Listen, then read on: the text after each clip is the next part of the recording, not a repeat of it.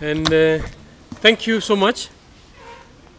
We are here as members of Justice and Freedom Party, and in my capacity as a party leader, I bring to you the concerns of our party members, and together with a number of fellow political parties who also have similar concerns.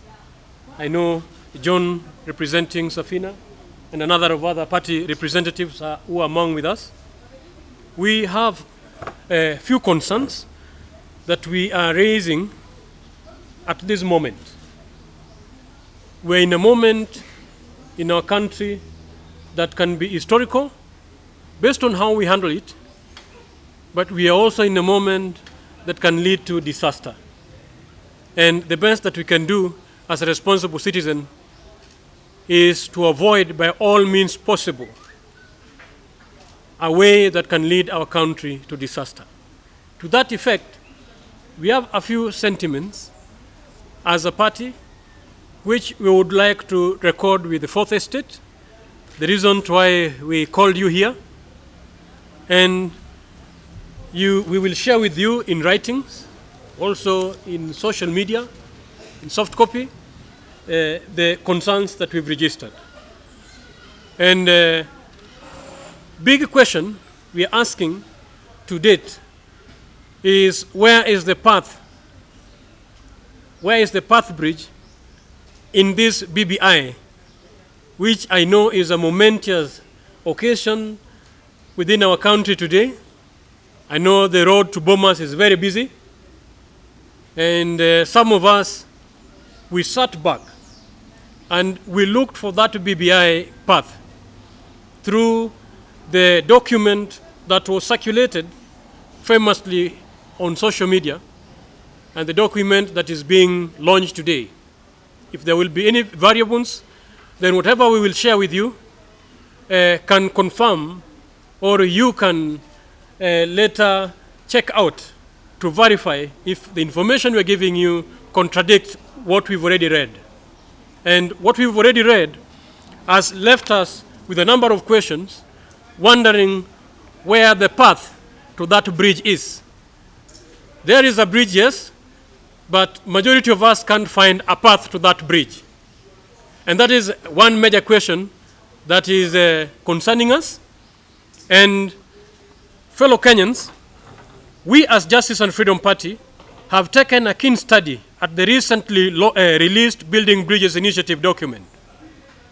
We are, however, disappointed to report that after looking for the pathway that will help in building of bridges, we have missed it. This means if we move further, we will drown in that river.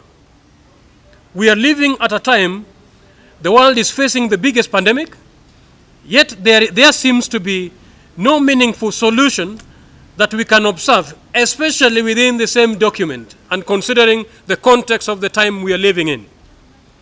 We have observed that in this BBI, the winners are the invigorated powers of the imperial presidency, who now have a foothold in parliament through the position of prime minister, and the judiciary through the ombudsman, and more commissions that they have set. And that has been the key elephant that have always been an issue around Kenyan electoral process, the tyrannical and imperial presidency.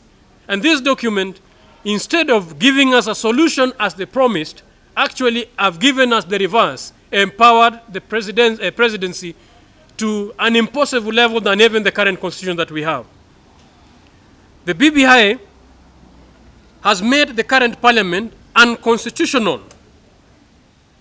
Therefore, even as we know, with the current ruling and the advice by the judiciary, it will be unable to undertake any important function such as constitutional review, even if BBI continue to propose that the parliament will legislate a number of legislative that can implement it.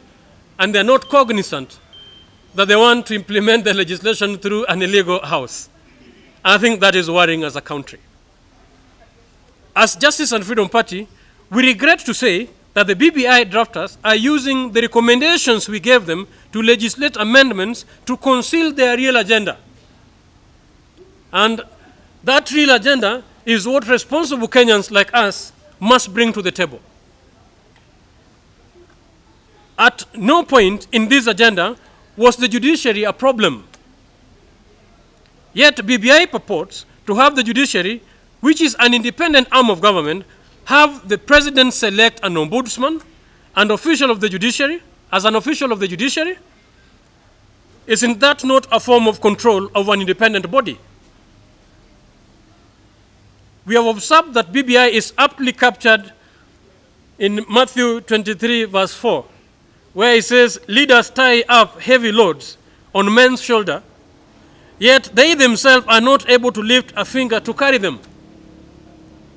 And Kenyans, sincerely, this is what they are doing.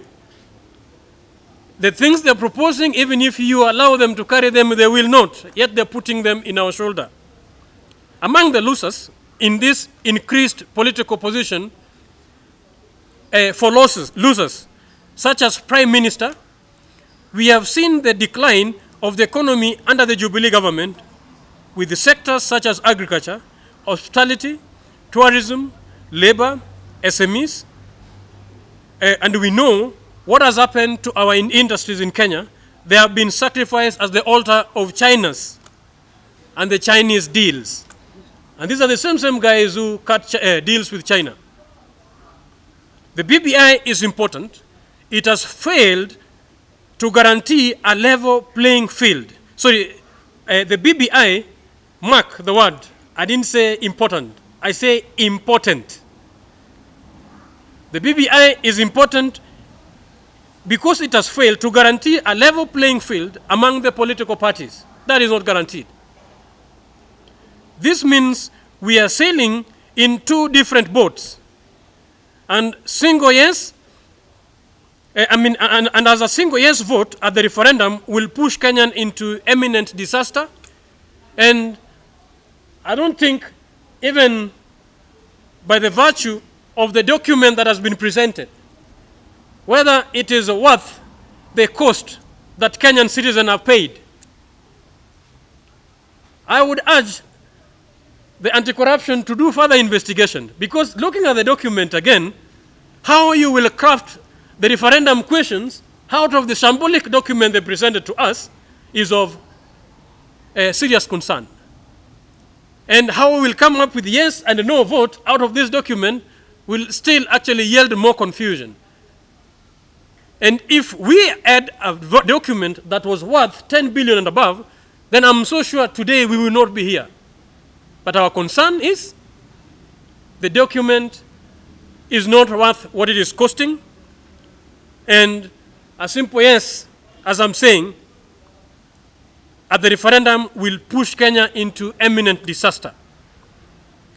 What we ask for is that the implementation of the Ndungu land report to open our lands for agriculture. For purposes of electoral victory, we've had Kriegler report on the table.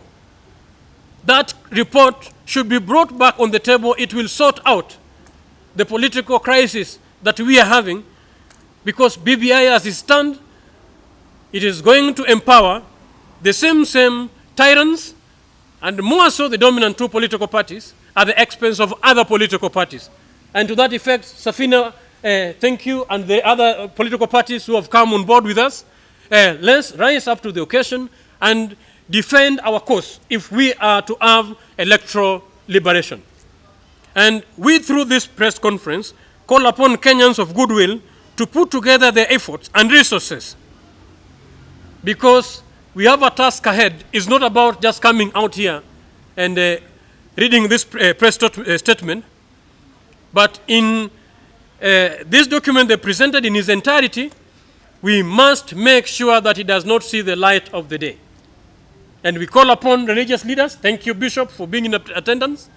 And we call upon the civil society. Thank you for also being in attendance. And the business community, thank you for also joining on the table together with us. We are calling all Kenyans of goodwill to make sure that this document does not see the light of the day. when we are watching. And thank you so much, men from the Fourth Estate.